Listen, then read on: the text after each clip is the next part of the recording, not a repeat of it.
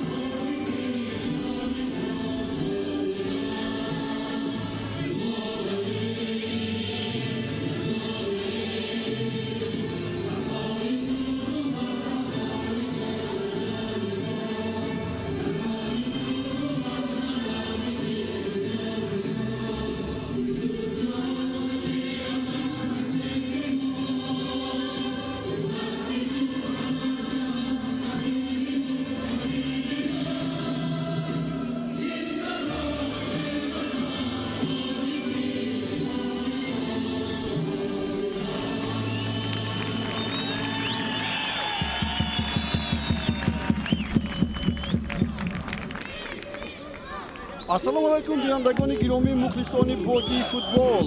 Инак варзишгоҳи шаҳри Ҳисор ва боз футбол дастаҳои Лигаи олии ЧБ Тоҷикистон, Истиқлоли Душанбе ва ҳамчунин Коктоши ноҳияи Рӯдакӣ дар ин вохӯрӣ ба ҳам қувва меозмӯянд.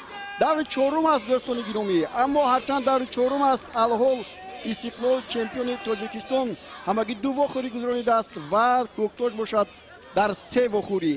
Хуб, ба ҳамин тавре ки ҳоло шумо мебинед футболбозони соҳибони майдон дастаи Истиқлол бо пироҳанҳои сух дар майдон ва Коктош бо пироҳанҳои кабуд ҳоло лаҳзаҳои аксбардорӣ ҳам ба анҷом мерасад ва ин бозие ки мухлисони сершумори футбол интизораш ҳастанд, зеро ки чемпион бо дастаи нави Лигаи олӣ, дастае ки аз Лигаи якум ба қатори дастаҳои Лигаи олӣ ҳамроҳ шудааст, қувва месанҷад.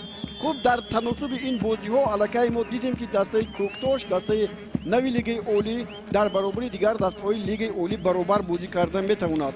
Мо инро ҳам дар вохӯрӣ бо дастаи Регали Тадаз ва ҳам дар вохӯрӣ бо дастаи клуби марказии варзиши Арчи Помир дидем.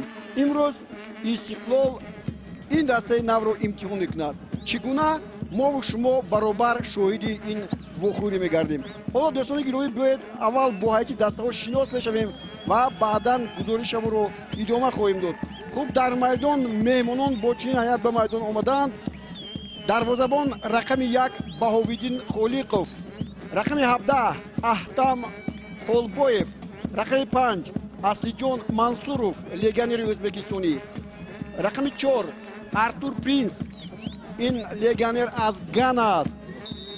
ва ҳамин тариқ бозӣ шурӯъ шуд ва соҳибони майдон аз марказ бозиро шурӯъ карданд ва мо шумо дӯстони гиромӣ шиносоиро идома медиҳем. рақами 22 Фахриддин Сафарзода, рақами 99 Абдурасул Раҳмонов, рақами 19 ایدان اوکران، رقم 6 محمدعلی صادقوف، رقم 10 شاهنظر نظروف، رقم 63 سعید خوجا، محمد شریف سعید خوجا. این یکی از بازیگران شاید دوستان گرامی گفتم ممکن باشد که در چمپیونات نوی موسم سال 2018 این یکی از بازیگران خواهد شد که با چشم نمایان و اگر در جریان این وخوری ها ما همین رو احساس کنیم شاید به دسته منتخب تاجیکستان کشیده شود، دعوت کرده شود، ولی این بازیگر جوان الحال شهروندی روسیه رو در اختیار دارد و از این رو نمیدونم در حالت گرفتن شناسنامه تاجیکی در حیث دسته منتخب تاجیکستان بازی خواهد کرد. خوب نهایت مهراج‌الدین مظفرов با بازی همراه شد. طور مخلصان فوتبال خوب میدونن مهراج‌الدین بعد دور اول کارت سرخ گرفت و از اشتراک در دو بازی محروم شده بود. این هیئت اساسی که در میدان از جانب میمونان دسته فوتبال کوکتاش است، اینچنین در هیئت احتیاطی این دسته بازیکنان دیگر نیز قرار دارند. در این باره ما بعدتر خواهیم گفت. خوب سرمربی دسته علی جان توردینظرов و سردار دسته بوی محمد شمرادوف است و حالا ببینید در اینجا یک طور ما احساس میکنیم در این لحظه های اول فوتبالبازان دسته کوکتاش نمیگذارند که استقلالی ها نیمه میدان رو ترک کرده با این جانب یعنی به هجوم گذارند به سوی دروازه دسته کوکتاش و صاحبان میدان در وخوری امروزه با چنین هیئت به میدان اومدند. دروازه‌بان رقم 1 نیکولا ستاشیچ، رقم حالا هجومی فوتبالبازان دسته کوکتاش احتم اینجا نه ببینید مهراج‌الدین بود و مهراج‌الدین طوری میبینیم سراسیمه شد، کم مهراج‌الدین مظفرov سراسیمه شد و از دور ضربه زد. خوب اولین ضربه به سوی دروازه زده شد از جانب فوتبالبازان دسته کوکتاش و یک هجوم دیگر و ببینید اینجا بسیار خطرناک بود. باز مهراج‌الدین مظفرov کمی دورتر از نزد دروازه بود، برای همین به این توپ نرسید.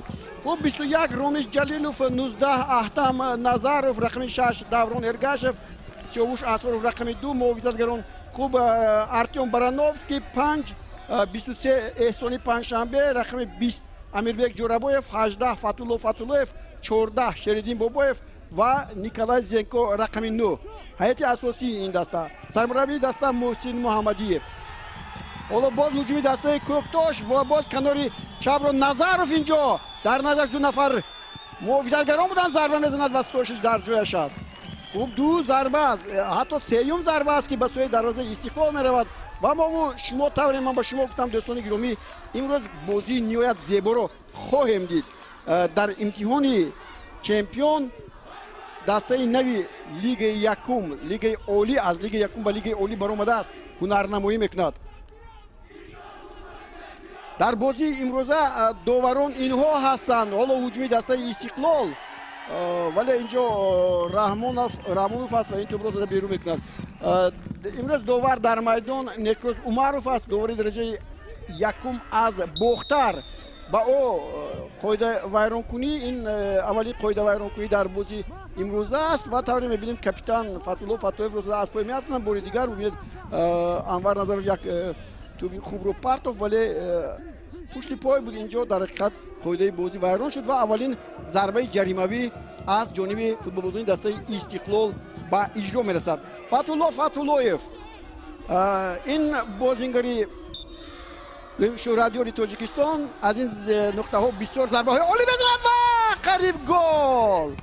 ببینید دوستان گرامی اینجا بسیار هجومی خوب بود، هرچند اینجا میبینیم که دروازه‌بانی یک پرتابی عالی بود، ضربه هم خیلی خوب زده شد، اما دیدیم در اینجا که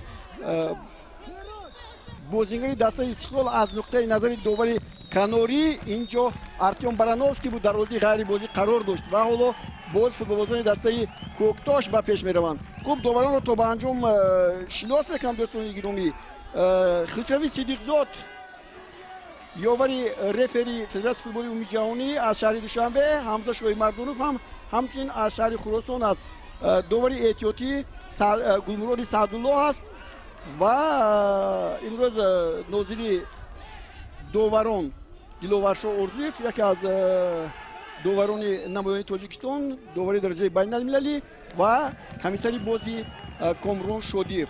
اینها بودن دوستان گرامی اون نفرانی که با بازی امروزه مثلا سهمگذار هستند، یعنی مسئولیت دارن برای برگزاری این بازی.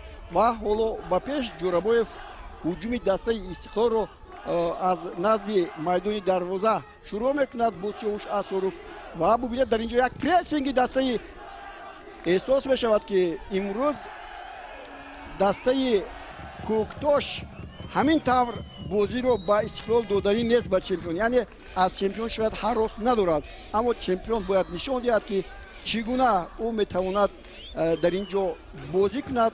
و حالا باز فوتبالبازان دسته استقلال راه میکنند که چگونه از این خطی حمایه که فوتبالبازان دسته کوکتوش آماده کردند راه شدن حساب رو باز یابد. خوب در مرکز میدان فوتبالبازان بسیار عالی اینجا خیلی خوب رحمانوف و یک ضربه عالی و ستاشیچ با دشواری این توپ رو میگرداند و سیاوش اسارف باز یک خطای دیگر از جانب شریدین بابایف و باز رحمانوف و باز یک پرتاب دیگر و الکی ضربه کنجی اولین در بازی امروزه از جانب دسته کوکتوش زده می شود. حالا بار دیگر ببینید این ضربه بسیار خوب و سری وقتی محض بازیگری دسته کوکتوش عبدالرسول رحمانوف بود. عبدالرسول رحمانوف حالا ضربه کنجی رو ببینیم چگونه اینها به اجرا میرسونند. محمد شریفی سید خوجه ضربه میزند و برانوف که اینجا بود که توپ رو برمیگردند. هنوز توپ در نزد پای فوتبالبازان دسته کوکتوش بود و از بین رفت و حالا هجومی دسته استقلال هم حالا در این لحظه هایی که چند وقتی که 7 دقیقه 8 دقیقه سپری میگردد حیران میشود که چگونه این دسته لیگ یکم همینطور لیگ اولی هم دست خوب بازی میکند. فتولایف و در اینجا طوری میبینیم دوستان گرامی بهاویدین خلیقوف دروازه‌بان دسته کوکتوش زود این توپ رو میگیرد. محمد علی صادقوف باز محمد علی توپ رو با خود اختصاص میدهد. هجوم دیگر اینجا کسی نیست و این هجوم در یک زمان برطرف میشد. خوب در بازی که امروز استقلال دارد نسبت به بازی که با دسته رگریت دست داشت یک تغییرات رو ما احساس کردیم. این هم باشد نیکلای زینکو در خط پیش به میدان آمده است و دیگر بازیگرانی که در حیط دسته بودند اینجا همگی قرار دارند و در این باره هم به شما حرف خواهیم زد. دسته استقلال احسان پنجشنبه با برانوفسکی شریدین بابایف و توپ رو از دست میدهند.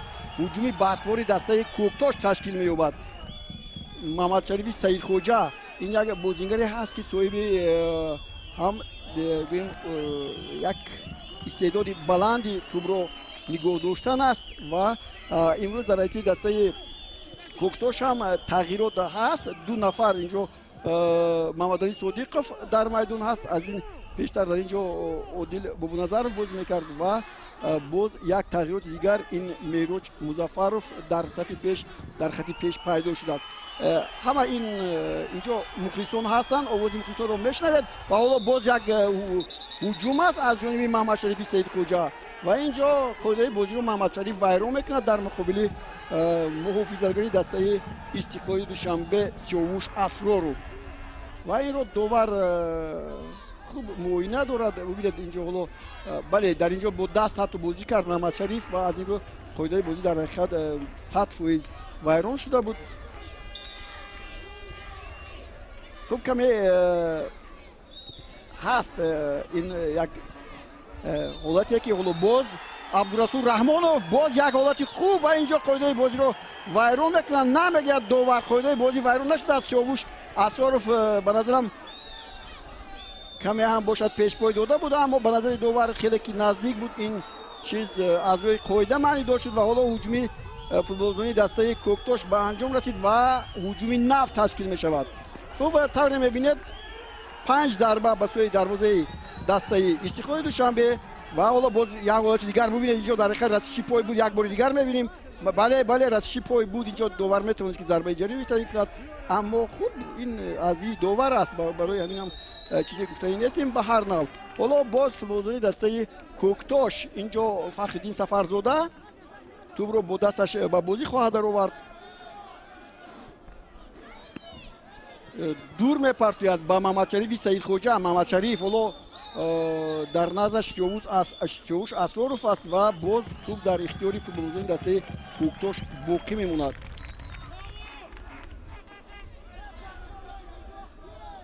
тарзи ман ба шумо гуфтам, инҷо Дилшод Восиев дар бозии пешина бозӣ мекард ва аз ин рӯ ҳоло тағйирот ҳам дар ҳайати ҳар дастаҳо ҳастанд. Хуб ба ҳар навъ бозӣ ҷолиб хоҳад буд. ҳоло боз як партоб аз берун ва инҷо Мероҷиддин Музаффаров ба тӯб нарасид ва саросимавор Фатҳуллоев тӯбро ба беруни майдони ҷарима визад. ҳанӯз бо тӯб Фатҳулло аст. инҷо хостанд тавассути Николай Зенко бозӣ кунанд, аммо ин кор ба онҳо муяссар нагардид, вале тӯб дар назди пои футболбозони дастаи Истиқлоли шаҳри Душанбе. хуб баъди се давр дар чемпионати Тоҷикистон ҳамоно Хуҷанди Хуҷанд бо 7 имтиёз дар садри ҷадвали мусобиқот қарор дорад.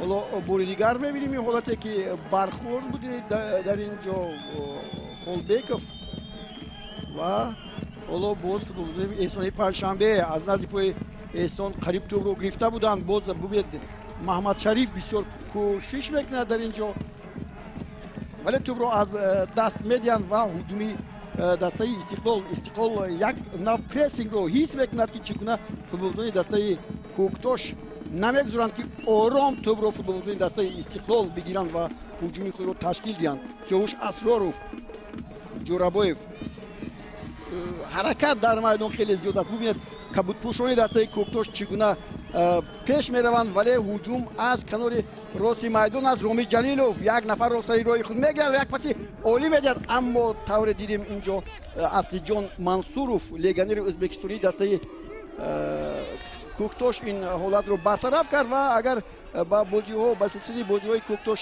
назар кунем, аз се бозие ки то ин дам дошт, маҳз ҳамин Аслиҷон Мансуров дар як бозӣ иштирок кардааст. ин дар бозии аввале ки бо ҳисоби 2-1 Кӯктош Панҷшерро мағлуб карда буд. баъда ин бозигар дар ду вохӯрии дигар ширкат наварзидааст. хуб дар ин бора ҳам маълумотҳои дақиқ мо дорем, хоҳем гуфт. ҳоло ҳуҷуми дастаи Истиқлолиҳо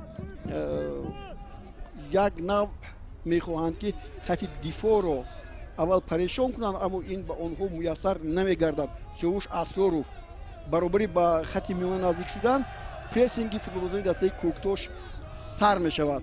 ҳоло Ҷорабоев, Сиёвуш, Фатҳулло, Аҳтам Назаров инҷо ҳаст. Аҳтам тӯбро мегирад, вале намегузоранд ки ба пеш равад. бубинед фишор ба сӯи муҳофизатгарону онҳое ки ба тӯб соҳиб мешаванд Эҳсони Панҷшанбе дар марказ. вале ин ҳолатро хуб истифода бурда мумкин чӣ гуна вақте ки прессинг идома меёбад, он вақт ҳамлагаронро бо дарвозабон як ба як баровардан мумкин аст. мисли он ки ҳоло Фатҳуллоев дар канори чапи майдон боз ба Аҳтам Назаров партов анҷом дода мешавад, аммо Принс дар ин ҷо аст. Принс ин тӯбро бармегардонад ва як нав бубинед акнун тӯб дар нимаи майдони дастаи Кӯктошиҳо аз нимаи майдони Истиқлол ба ҷониби худ гузаштанд ва ин ҷо хати муҳофизатро пурқувват карданӣ ҳастанд. хуб тӯб аз майдон берун шудааст. хуб боз ба ҷадвал нигоҳ карда аминро мегӯем ки ҳоло бубинед инҷо партоб бисёр ғалат буд ва хеле баланд буд ки аз майдон берун шуд. дастаи Хуҷанд аз се вохӯрӣ дар ду вохӯрӣ ғалаба кард. як вохӯрии охиринро дар ҳамин ҷо дар ҳамин варзишгоҳ бар дастаи Барқӣ бо ҳисоби 0-1 дар даври гузашта анҷом дод ва мавқеашро дар садри ҷадвал мустаҳкамтар кард. як мусовӣ дорад, бохт алҳол надорад, 6 гол задааст, 4 гол хӯрдааст. ҳоло боз Раҳмонов як зарба аз масофаи дур, аммо хато. Истиқлол бошад ду бозӣ гузаронидааст. ин ду бозӣ барои ин дастаи маъруфи Тоҷикистон басанда аст ки мавқеи худро дар зинаи дуввум мустаҳкам намояд. 6 имтиёз дорад, 2 ғалаба ва 5 гол задаасту 2 гол аз дарвозааш гирифтааст. 6 ин натиҷаи 100%-и голҳо, имтиёзҳо барои дастаи Истиқлоли Душанбе мебошад.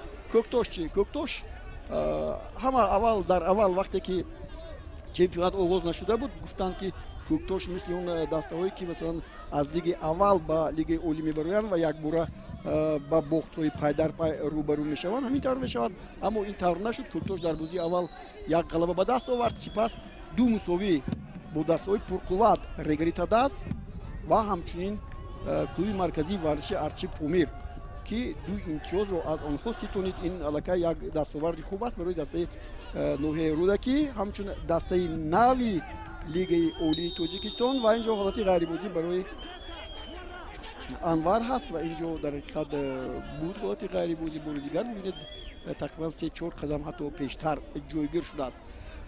баъдан Коктош ҳамагӣ 3 гол задааст, 2 гол аз дарвозааш гирифтааст, 5 имтиёз дорад. Хатлони бохтар ҳам баъди пирӯзии охиринаш бо 3 имтиёз ба ҷои чорум баромад. клуби марказии варзиши Арчи Помир чун соли гузашта пайдарпай ба нишон додани натиҷаи мусовӣ, фақат мусовӣ комёб шудааст. 3 бозиро бо натиҷаи баробарӣ анҷом додааст. аз ин 3 имтиёз дорад ва дар зинаи панҷум. Регари Тадас ҷояш нест, албатта бо 2 имтиёз дар зинаи шашум, Барқчӣ дар зинаи ҳафтум ва Паншер дар зинаи охирин аст. хуб, Паншер ҳам соли гузашта агар дар ёд дошта бошед дар ҳамин ҳолат қарор дошт, аммо ба бахти дастаи Паншер ҳосилот ҳунарнамоиашро ниҳоят заиф кард, бозигарон аз даста рафтанд ва ниҳоят Паншер ҳам дар лигаи олӣ боқӣ монд. акнун имсол чӣ? Имсол бозиҳо фикр мекунам ки ҷолибтар ҳастанд, чунки дастаҳое ки дар назди худ унвони чемпионӣ шуданро гузоштанд зиёдтар ҳастанд. На танҳо дастаи хуҷанд, балки Регари Тадас ҳам ҳамин гуна нақша дорад. клуби марказии варзиши Арчи Помир ҳам хуб бубиед ин бозие ки ҳоло аҳлона бозӣ мекард дастаи Коктош. Инҳо як падидаҳои наве ҳастанд дар чемпионати имсолии Тоҷикистон ва гумон мекунам ки ҳамин тавр ҳам хоҳад шуд. Стошич, Сиёвуш Аслоров бубиед ба сабки бозии дастаи Коктош. Шеридин Бобоев, нишонзани беҳтарини лигаи олии чемпионати Тоҷикистон. Аҳтам Назаров, партоби худ, бале дар он ҷо касе нест ва ба Ҷалилов ин тӯб намерасад ва футболзини дастаи Коктош. Назаров зуд ба қафо ва акнун ҳуҷуми навбатиро бояд Истиқлол ба таври дигар ташкил диҳад. Хеле хуб, инҷо як партоб барои футболбозони дастаи Истиқлол буд ва бубинед Николай Зенко метавонист зарба занад, аммо натавонист. ин автогол шуд. хуб, зарба буд, зарба бархӯрд ба бозингар ва автогол шуд ва ин ҷо ҳисоб кушода шуд ва Истиқлол ба сафи пеш баромад. хеле олӣ аст ва ин гол намедонам ба кадом бозингар навишта хоҳад шуд. бори дигар такроран тамошо мекунем ин ҳолатро, дӯстони гиромӣ, ва баъд хоҳем гуфт. бубинед инҷо бисёр Шериди Бобоев як паси хуб андари якдигар ва маҳз ҳамон бозингари рақами 22 дастаи Коктош, инҷо Фахриддин Сафарзода ин голро ба номи худ сабт кард ва ҳисоб кушода шуд 1-0. хуб, дар ҳақиқат дақиқаи 19 вохӯрӣ 1-0 автогол аст ва ҳамин тариқа дӯстони гиромӣ акнун бозӣ боз ҷолибтар хоҳад шуд, вале тавре мебинем дар ҳақиқат як ҳуҷуми аҳлонаю бобарор метавонад ки тамоми бозиро ба дигар маҷро кашад. ба ҳар нав Истиқлол боз ҳуҷум мекунад ва боз Зенко ва боз ҳуҷуми дигари дастаи Истиқлол. Фатуллоев ва акнун фикр мекунам ки каме дар таҳаллука ҳастанд бозигарони дастаи Коктош ва пеш аз ҳама дар ин бозие голе ки зада шуд, ҳоло боз як партоби дигар ва боз як имконияти дигар буд барои Зенко ва ҳамчунин Ромиш Ҷалилов. ҳаминро ҳам гуфтам ба маврид аст ки бисёр инҷо бозингари моҳир, ман чун дар бораи ҷадвали мусобиқат гуфтам, аммо дар бораи нишонзани беҳтарин чизе нагуфтам. нишонзани беҳтарин Шеридин Бобоев аст, ҳамоне ки андари якдигар пас доданд, партов анҷом доданд бозингарони дастаи Истиқлоли Душанбе ва ин бозингар саҳмаш дар задани ин гол бисёр ҳам олӣ ҳаст. ҳамчунин Наврӯз Рустамов аз дастаи Хатлон 3 гол задааст. инҳо аслан ҳоло нишонзанҳои беҳтарин ҳастанд. баъдан Агуле Ҷонс, Манучер Ахмедов هر دو از دسته خوجند اینچنین عبدالخلیل برونوف دو توبی زدند. حالا باز هجومی دسته استقلال و باز زنکو رو با دروازه‌بان روبرو برآوردنی هستند، اما پرینس آرتور اینجا هست، توپ رو میگیرد و یک نو اکنون بازی به فکر میکنم که در جایش نشست و این دقیقه 21 است و الکی دسته استقلال اون افضلیتی که دارد الکی نشان میدهد، یعنی دیگر ما توپ رو در نیمه میدانی دسته استقلال نمیبینیم. حالا باز هجومی دسته استقلالی ها کنار رو خوب استفاده میبرند، اما توپ از مرکز زده شده باشد هم، اما سهم بازیگران کناری خیلی خوب هم هست، با خود میکشند کمی فوتبالزن دسته استقلال و توپ رو با ستوشش الکی چند دقیقه است که بیکار هست. احسانی پنجشنبه محض گل این بازیگر در بازی گذشته با دسته ریگری سداز برای استقلالی ها غلبه را آورد و صاحب 3 امتیاز شدند. یک بازی خیلی هم گوییم تیز سریع، یک بازی بود که بسیار هم بازی دیدنی هم بود. حالا فوتبالزن دسته استقلال باز هجوم خود را ادامه میدهند. فتولویف شیردین بابایف خالی است، اما احسانی پنجشنبه به توپ صاحب میشود. احترام نظر و شیردین بابایف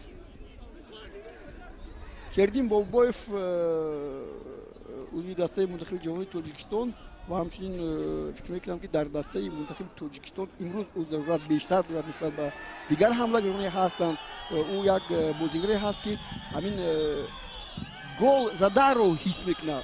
حالا هجومی دسته کوکتاش محمد علی صادقوف نونمایان است و یک ضربه خوب اینجا هست، اما طوری میبینیم در جایش هست. این برای باز میروجدین بود، برای ستوشیچ این ضربه ها خطرناک نیستن. حالا بار دیگر میبینیم ضربه زده میشود و اینجا ضربه سر از جانب محسن میروجدین هست که او آرامانه ستوشیچ داشته میگیرد. محمد علی صادقوف در دو بازی آخری دسته کوکتاش از هیئت احتیاطی به میدان آمده بود. حالا باز پرینس آرتور ایدان اوکران این بازیگر دسته منتخب جوانی گانا هست در هیئت این دسته. و بعض اون نفرانی که در اینجا بودن خیلی زیاد از گانا به هیئت دسته کوکتاش پیوسته بودن. اگر مخلصان فوتبال خوب دونن سالی گذشته در چمپیونات لیگ یکم شماره فوتبالبازان دسته گانگی دسته کوکتاش خیلی زیاد بود، ولی این سال انتخاب شدگی ها محض همین ایدان اوکران و پرینس به حیث یک محافظه‌گر شناخته در لیگ یکم بود و این سال می‌بینیم که در لیگ اولی او چگونه بازی میکند. حالا باز احسانی پنجشنبه با کاپیتان دسته فتولویف پایت میپوید که چگونه بازی رو به سوی دروازه دسته کوکتاش کشند. این به آنها میسر نمیگردد. نظرف و توپ از میدان بیرون میشود. فخرین سفرزاده است رقم 22 مؤلف یگانه افتوگل یا خود گلی که در بازی امروز زده شد و حالا باز مبارزه برای توپ در مرکز میدان. کمی هم باشد سرعت بازی در این لحظه ها نسبت به اون که آغاز شده بود پستر شد و به هر نوع اکنون دسته ها میدونن که چگونه بازی کنند و بعد گل خوردن دسته کوکتاش یک بار بازی خود رو تغییر داد.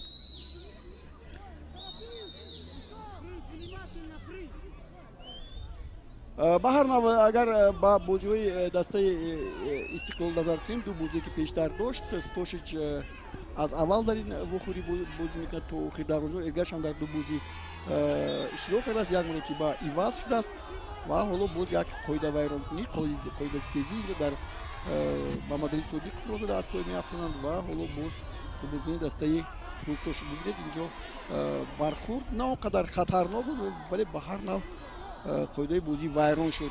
ادهم باز رحمانوف محمد علی صادقوف به این توپ نرسید. احسانی پنجشنبه و توپ رو از دست میدهند. محض سفرزاده فخریدین توی پرتوفتش به نظرف و حالا یک حالت خوب برای ضربه زدن پیدا میشود، اما در این حالت طور میبینیم بسیار خوب بازی میکنند فوتبالزن دسته استقلال و محض سیاوش اسارف جایی که سروش آساروف هست، دیوار سختی محویزت اونجا هست که از اون گذشتن دشوارتر. خب به هر نوع دسته استقلال دوشنبه نه تنها شرف تاجیکستان رو در بازی‌های گیم بین المللی جام کنفدراسیون فوتبال آسیا حمایت می‌کند، بلکه عنوان چمپیونی خود رو در بین دسته‌های لیگ عالی هم حمایت خواهد کرد، زیرا که با عوض شدن هیئت این دسته نسبت به سال گذشته خب الحال فکر میکنم که بعضی ها هم اینجا خطا است، خطا میکرد دروازه‌بان بهاویدین خلیقوف و گل. بسیار هم یک خطای دغل و 2-0 است اینجا. رامیش جلیلوف بسیار عالی این خطای بهاویدین خلیقوف را استفاده میبرد. 2-0. مخلصان استقلال هم اینجا هستند. صداهای رامیش گویی بلند میشود. خوب فکر میکنم که اینجا چه تغییراتی باید در حیات کوکتور شده باشد. 10 دقیقه اول آنها خوب بازی کردن، باید اینجا خطاگی از کجا سر زد. محض از همین بازیگران خط میانه پرینس اولتر اصل جان منصوروی ازبکستانی خطا کرد، توپ رو به قفا زد، حالا که با توپ است این بازیگر و بعدا طور دیدید الکی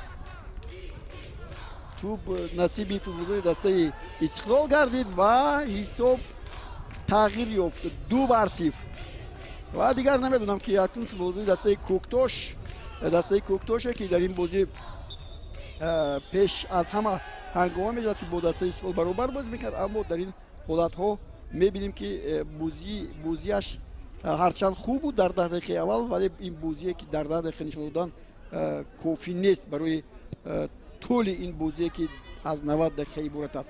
2-0 است. صاحبان میدان در صف پیش و دسته استقلال به غلبه سوم خود نزدیک میشود در چمپیونات امسال. و دوستان گرامی باز همین رو هم گفتنی هستیم که محسن محمدیف در این دو بازی که گذشت از این پیشتر تقریبا 19 نفر بازیکن خود رو الکی سنجید از نظر گذرانید و هر دفعه بازیکن زیادی رو با میدان میاره، یعنی بازیکن نوی این دسته رو. حالا باز هجومی دسته استقلال باز شریدین بابایف با قفا فتولوف موقع خود رو عوض کرده است، از کنار چپ به طرف راست رفته است و شریدین بابایف اینجا توپ رو از دست دادند. احسان پنجشنبه با فتولوف و اینجا قاعده بازی ویران کرده می شود و فوتبالیست دسته استقلال باز یک ضربه جریمه میزنند. خب در مقابل دوران ارگاشف با ضربه رو فتولوف میزند و طور دوستان گرامی میبینیم اما قامت بلندان دسته استقلال در اینجا هستند، اما توپ رو رحمانوف میگیرد و اون رو اداره کرده نمیتواند، توپ از میدان بیرون میرود. رامیش جلیلوف با زنکو، رامیش جلیلوف باز یک قاعده استیزی از جانب باز رحمانوف و اینجا ضربه جریمه‌ای نوبتی و فتولوف این طرف میآید برای زدن این ضربه. با ببینید اینجا در حقیقت عبدالرسول رحمانوف اول قاعده بازی رو ویران کرد و حالا باز یک ضربه جریمه‌ای دیگر به سوی دروازه محض بهاویدین خلیقوف.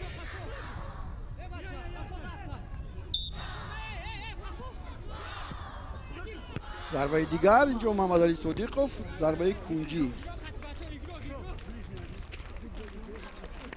فکر میکنم که این اولین ضربه کنجی هست از کنار چپی میدان که حالا فتولوف باید به این به اجرا رساند. بار دیگر میبینیم ضربه فتولوف با اون نفرانی که سرپوشان استقلال نرسید. حالا فتولوف یک ضربه دیگر رو به اجرا میرساند. اینجا بازیگزاری است با احتم نظرف، یک پرتاب دیگر چند نفر در حالت غیر بازی بودند، اما طرز میبینیم اینجا بعد اون که ضربه زده شد از جانب برانوفسکی و توپ رو باز خلیقوف با بیرونی دروازه فرستاد و باز یک ضربه کنجی دیگر و باز ببینیم که استقلالی اون رو چگونه استفاده می‌برند. فتح‌الله فتح‌الله‌یف دیگر در مرکز میدان تنها میروجیدین باقی مونده است و خلاص. فتح‌الله فتح‌الله‌یف ولی ضربه رو به اجرا می‌رساند، اما این نوبت خطا. ولی باز یک ضربه دیگری جلیلوف. دیگر محمد شریف نمایان نیست. محمد شریف سعید خوجه که در بازی‌های دیگر انگشت نما بود و در بازی امروز هم در سری بازی کمی خوب بازی کردن فوتبال دسته کوکتوش و این لحظه ها همون علنگه که در دلشون بود فکر میکنم که کمی هم باشد سستر شد و آنها دیگر نه پرسینگ رو تشکیل میدهند و نه هجوم های برخوری خود را. برانوفسکی در همون جا حالا همون توپ در نزد خوب برمیگردند با نیکولاس توشیچ و سیاوش اسوروف. آسوده شدن امکان ندارد. در بازی گذشته اگر در خاطر داشته باشد با دسته ریگری تداس وقتی که حساب 2-0 بود بعدا ریگری ها توانستند این حالت رو استفاده برند و در مصاحبه محسن محمدیف هم همین رو گفت که آسوده شدن در کار نیست و از طرف دیگر او هم یک عباره دیگری رو هم گفت که در مقابل ما اون بازیگرانی که پیشتر در دسته استقلال بازی میکردند خود رو نشان داده میخواهند. خوب این معلوم است که به عنوانی که روانه شده بود و به هر نوع بازی ادامه دارد. فتح‌الله فتح‌الله‌یف احتم نظر رو به فتح‌الله فتح‌الله‌یف. اینجا فتح‌الله فتح‌الله‌یف خیلی خوب بازی میکند به زینکو ولی اینجا زینکو قاعده بازی رو ویران میکند و طوری میبینیم همون اصلی جان منصورов رو زده از پای میافتاند. حالا بوری دیگر ولی در حقیقت اینجا فشار تلادیهی جای داشت از این رو خب چند سخن درباره داور هم گفتن ممکن است. داور امروزه طرز میبینیم خوب کنترلی توپ یعنی اداره بازی از جانب خوب نشان داده میشد. او در چمپیونات امسال این دومین بازی است که داوری میکرد در میدان در بازی بین دسته‌های کلوب مرکزی ورزش ارتش پامیر و اینجا باز از جانب احسانی پنجشنبه قاعده ویران شده بود. حالا باز هجومی دسته کوکتوش اوکران با سوی رحمانوف خیلی خوب از نظر میگذرد. یک پرتو به سوی میدانی نظر واسه ولی اینجا طوری میبینیم میروجیدین مظفرов به توپ نرسید و در نتیجه این هجومی که میتوانست بر آورد به انجام رسید. حالا باز بازی ادامه دارد. باز میروجیدین باز یک امکانیت دیگر ضربه زدن امکانیت هست و ضربش کمی بلند از بالای دستانی هم دروازه‌بان توشیچ و هم دروازه به بیرون شد. خب بار دیگر میبینیم چگونه اینجا ضربه زده شد. فکر میکنم که حالا ببینید میروجیدین است خیلی خوب در آخر در پشت او محمد شریف سعید خوجه بود میتونست تو رو با محمد سعید با شریف پرتید اما این کار رو نکرد. خب درباره این داور در بازی بین دسته‌های کلوب مرکزی ورزش ارشی پروموت و خوجند که با حساب 3-3 انجام یافت در دور اول این داور در اونجا حکمی کرد و باز ببینید خیلی خوب بازی میکنن بازی دسته استقلال و توپ رو میگیرن و در اون بازی یک پنالتی تعیین کرد ولی شادیبه غفورov توپ رو واری دروازه کرد نتونست اما یک باره 4 کارت زرد نشان داده بازیگران. حالا این الکای باز دیگر رو می‌بینیم در اینجا یک برخورد هم فکر میکنم که بود. باز همون میراج مظفرov است که علت برداشته است و دوستان گرامی از همین خاطر میگم که بسیار هم با امورها هم توجه میکنیم. اینجا مخلصانی هستن هم از دسته استقلال دوشنبه و هم از دسته کوکتوش ولی حالا صدا بلند نمیکنن چون که حساب 2-0 است و دسته استقلال برتری کاملی خود را نسبت به دسته کوکتوش نشان میدهد. این بازی دومین داور است. به همین طریق درباره این داور هم معلومات گرفتیم. هجومی فوتبالبازان دسته استقلال شروع می شود از سیاوش اسوروف ва ҳоло боз ҳамун 10 дақиқаи аввале ки мо гуфта будем ҳамун чиз ба назар мерасад, яъне дастаи Куктош мехоҳад ҳарчи тезтар тӯбро равояд дар нимаи майдони дастаи Истиқлол ва ҳуҷумро ташкил кунад. Ин ба онҳо муваффақ мешавад. Ҳоло бубинед инҷо Назаров, Шоҳназар Назаров, вале тӯбро моҳирона аз назди пои ӯ Ромиш Ҷалилов мегирад. Барановский хеле инҷо моҳирона тӯб сар дода шуд аз ҷониби Шеридин Бобоев, вале ба тӯб Зенко нарасид. Раҳмонов ва хати дифои дастаи Истиқлол бо роҳбарии Сиёвуш Асроров ин навбат. Аҳтам Назаров дар ҳайати дастаи Истиқлол чанд нафар бозигароне ҳастанд ки аллакай корти зард гирифтанд. Мо мебинем Александр Гарбарро имрӯз нест, ҳоло боз Мероҷиддин Музаффаров ва боз ба пеш меравад ва инҷо қоидаи бозӣ вайрон карда мешавад аз ҷониби Ҷорабоев.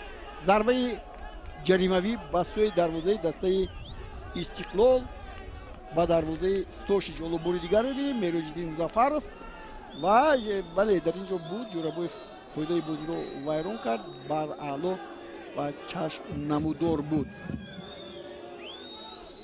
хуб, аз дастаи Истиқлол Александр Гарбар дар як бозӣ ҳамагӣ иштирок кардааст, як корти зард гирифтааст. Дар Эргашев ҳам як корти зард дорад, Фатуллоев ҳам ва инчунин дигар Артем Барановский, на инҷо Аҳтам Назаров корти зард дорад. Ҳоло биед ин зарбаро тамошо мекунем. Зарба хато ҳаст, хуб нест. ин аз ҷониби ҳамун Маҳмадшарифи Саидхоҷа зада шуд ва инчунин Сиёвуш Асроров ҳам корти зард дорад, Ромиш Ҷалилов ҳам, яъне шумораи кортҳои зард дар ҳайати дастаи Истиқлол ҳам зиёд ҳастанд. дар ин нишондод дастаи Куктош ҳам хеле бозигарон корти зард гирифтанд. ҳарчанд Аслиҷон Мансуров ки ҳоло зери рақами 5 бозӣ мекунад дар майдони ӯзбекистонӣ, як бозӣ кард ва як корти зард дорад. Абдурасул Раҳмонов корти зард дорад, Идан Окран дорад, Муҳаммадалӣ Содиқов дорад ва боз Мероҷиддин Музаффаров. аҷиб он аст ки Мероҷиддин Музаффаров дар як бозӣ ҳамагӣ дар бозии аввал 3 дақиқа бозӣ кард ва 2 корти ҳам зард гирифт ва аз майдон ронда шуд дар 3 дақиқа. ҳоло Окран як партов ба сӯи Аҳтам ва инҷо зарбаи хуб набуд аз ҷониби футболбозони дастаи. хуб, дар Музаффаров аст, Мероҷиддин Музаффаров имрӯз аллакай чандин зарбаҳое ҳаст ки мо аз ҷониби ӯ мебинем, вале алҳол зарбаҳояш хато ҳастанд, дуруст нестанд. албатта дар муқобили чемпиони 6 карата бозӣ кардан, худаш ба майдон омадан аллакай дар дили баъзе бозигарон воҳимаро ҷой мекунад. вале бозӣ аст, бояд ба майдон омад ва он тавре бозӣ кард ки хато аз ҷониби Окран дар муқобили Эҳсони Панҷшанбе аст. ва дар чемпионати Тоҷикистон тарзе хуб медонед, аз рӯи қоидаҳои Федератсияи футболи Тоҷикистон дар ҳайати дастаҳо 4 легионер метавонад дар як бозӣ ба майдон ояд ва дар сурати зарурӣ легионери дигар метавонад ин легионерро иваз кунад, яъне аз 4 нафар ҷод бозӣ кардан мумкин нест. 4 легионер дар ҳайати дастаи Куктош ҳаст. инҳо Аслиҷон Мансуров, Принс Артур, боз инчунин Идан Окран ва ҳамчунин Маҳмадшарифи Саидхоҷа ки дар борааш гуфтем. бозигари ҷавон аст, аз дастаи Чайка ба инҷо омадааст. дар дастаҳои Москав ҳам, Спартак ҳам дар баъди синфи панҷум чун суҳбат кардем машқ кардааст. хуб, бозигари ояндадор аст. хуб, мебинем ин вақт нишон медиҳад ки кадом бозигар чӣ гуна аст. хуб, ҳуҷуми дастаи Истиқлол бартараф карда мешавад. Аҳтам Назаров биёед ба бозӣ бармегардем. Аҳтам Назаров, Фатуллоев хеле хуб бозиро ба ҷониби Эргашев, боз Фатуллов ва Шеридин Бобоев. ҳолати ғайрибозӣ барои Шеридин Бобоев аст ва инҷо ҳоло футболбозони дастаи Куктош бори дигар мебинем. кам он қадар ҳолати ғайрибозӣ, офсайди рӯёрӯ набуд ки гӯем ки 100% офсайд буд. хуб, ҳар нав доварон инҷо кӯмакдоварон дар вақташ байрақчаи худро бардоштанд ва ҳоло боз Мероҷиддин Музаффаров буд, ба тӯб дуруст нарасид. бубинед тарҳи бозии дастаи Истиқлолро. Истиқлол тавассути Фатуллоев бештар бозӣ мекунад. Тӯб аз майдон берун шуд. Аҳтам Назаров инҷо ҳаст ва канори рости майдон он вақте ки Фатуллоев онҷо рафт, боз ҳамонҷо каме ҳам ҷозибтар шуду тӯб бештар пайдо мешуд. Принс бо сурати баланд хато мекунад. Эҳсони Панҷшанбе зарбаи хуб мезанад. дар бозии гузашта маҳз ҳамин гуна зарбааш бори дарвозаи Регри тадаст шуда буд.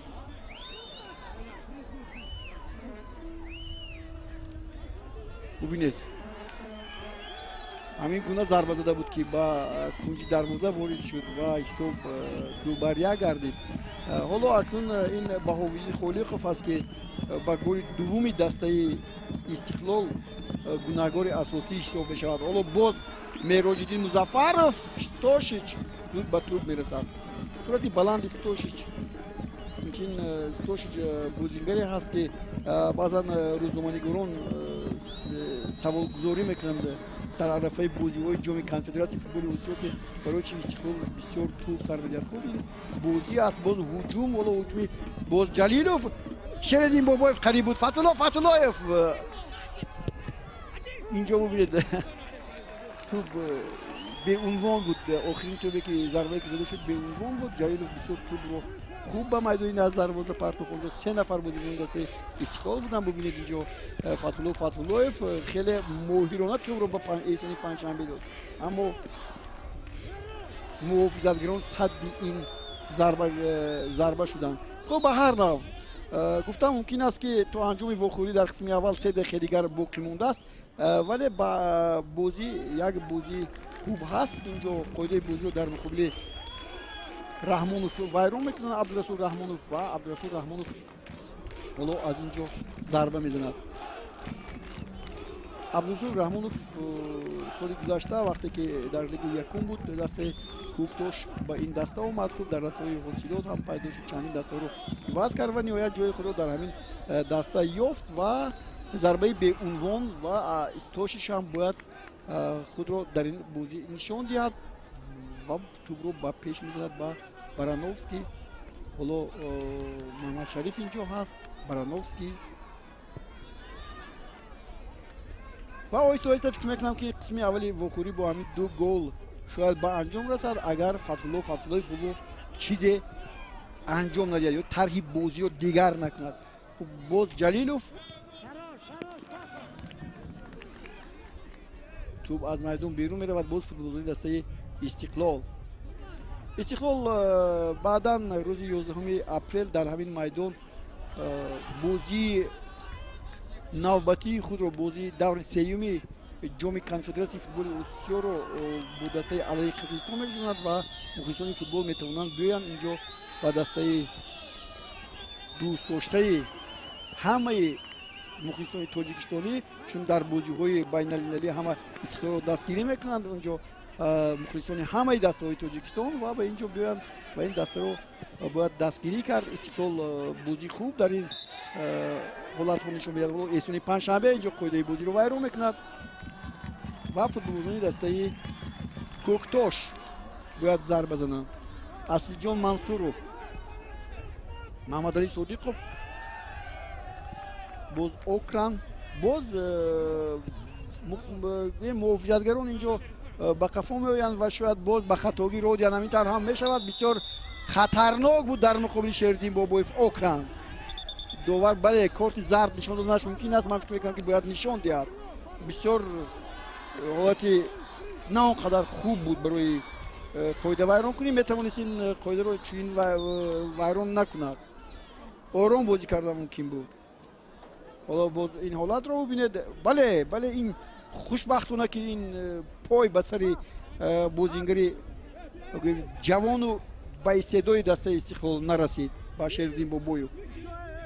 ҳоло боз як бори дигар Фатуллоев баъди зарбаҳои ӯ мо дидем ки чӣ гуна ин майдони назди дарвоза муташанниж мешавад ва чӣ гуна инҷо 1 дақиқа ба вақти қисми аввал зам мешавад ва боз принс ин тӯбро бармегардонад.